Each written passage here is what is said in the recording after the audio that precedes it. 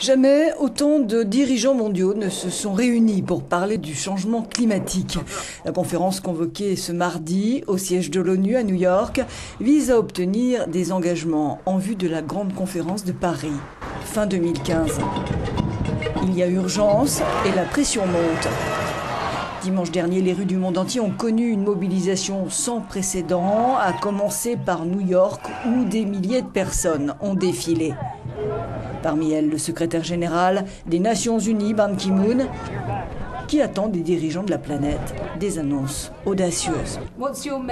Notre envoyée spéciale Isabelle Kumar l'a rencontré et son message est simple. Take action now. Prendre des mesures maintenant.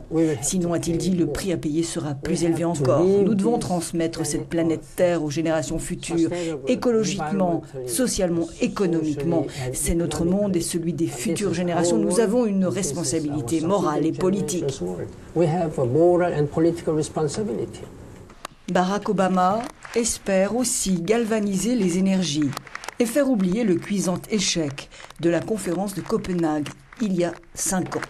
Un texte à minima avait été adopté, posant un objectif limité à 2 degrés Celsius le réchauffement par rapport à l'ère pré-industrielle. Un objectif qui sera difficile à atteindre au vu des derniers chiffres.